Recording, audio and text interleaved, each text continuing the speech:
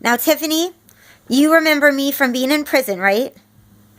Yes. And then you were looking for me everywhere for like 4 years? Which should be common. For 2 years, for the past year. Okay, for the past I've been looking for you, and then I spent 4 hours the other night, and I finally found you. Okay, good.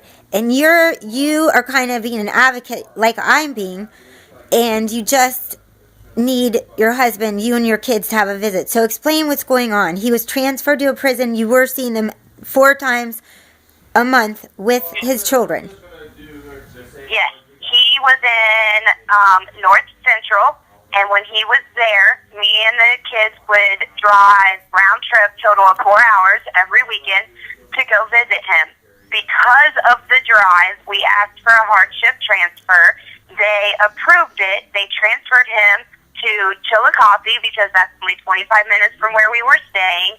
And we had called to schedule a visit. When he was transferred, they denied my visit because they said I was off of his visiting list due to being his co-defendant, which is not true.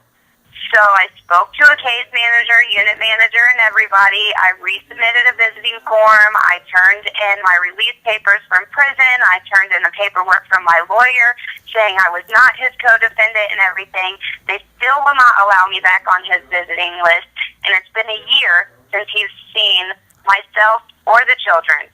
And due to this, the children are having a hard time, and so is he. And I've gone through every chain I can possibly imagine to try to get back on his list. Nobody would help, so I found you. All right, I'm going to do what I do, and I'm going to get a hold of, the deputy directors, and then they get a hold of the warden for me, and they always write me back quickly.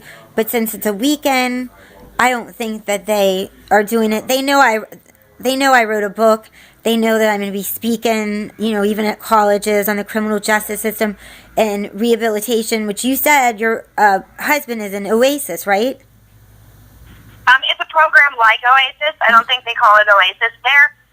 He was just transferred to that program. He tried for 4 months to get into that program, and like 2 or 3 days ago, they moved him to this program. He's up every day at 5:30. Classes start at 7, and they go until 4 o'clock counts. And he's doing this program because it guarantees like judicial or your 80/20 or TC, things like that. Because due to him not seeing his kids and us not being on his visiting list, now he's trying everything possible to try to get out. Right, and we know how he has certificates and everything. Even the case manager asked him to, be a drug counselor for people. Like, he's highly educated with a lot of awards and certificates for things that he's completed in prison. So I have no understanding. Somebody who's trying their best to rehabilitate themselves, you strip the one thing that's going to help rehabilitate them the most, their children. Oh, how old are they? My oldest is 11, the middle one is 9, and the baby is 5. Pitiful. 2 girls and a boy. And he went in 3 years ago? Yeah, and it's been a year since he's seen them. Well, 1 in 6 children in America have now a parent in prison. And 70% of them repeat their parents' history right now. So I'm really working on that issue. But and that was my fear because my oldest daughter is not my husband, but he has raised her. I've been with my husband for 11 years, and my daughter is 11. She calls him daddy. To her, that is daddy and everything.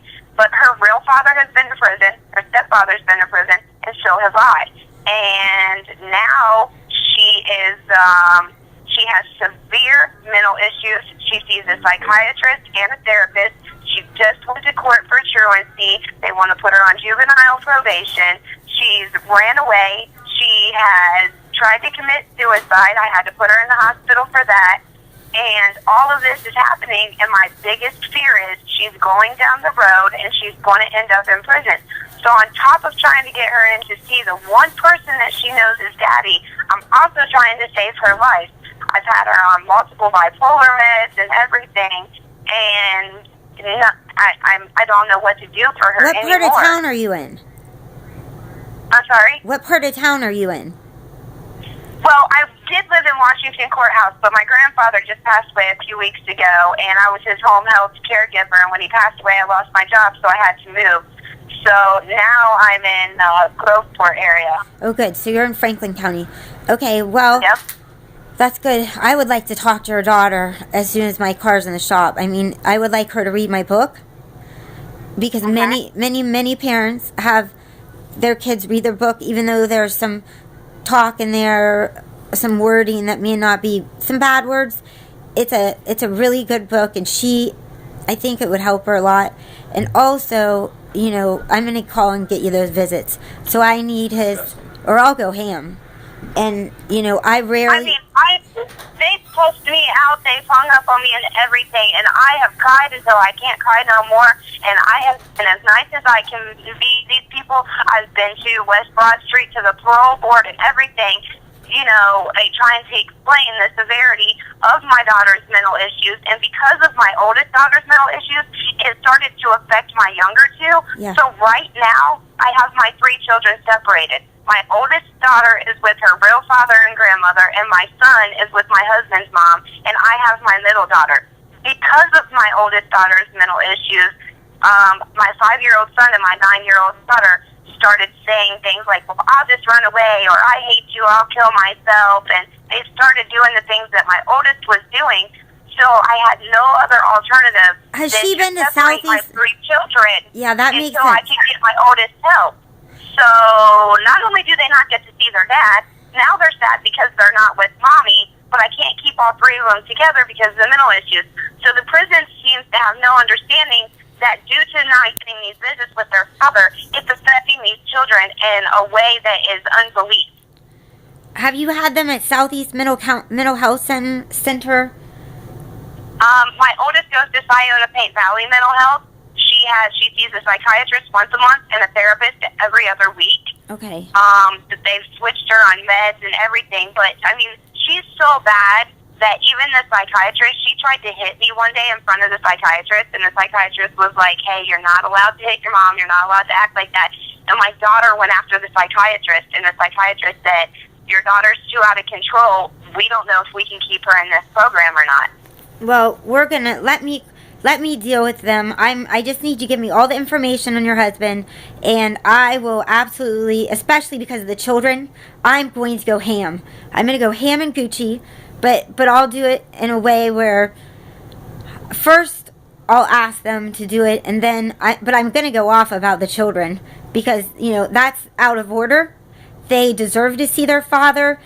Their stats prove that with people like him, like me, whomever's in prison, if we get visits, we get letters, we do a heck of a lot better out here, and we don't fall back to crime, and we can keep our family units together.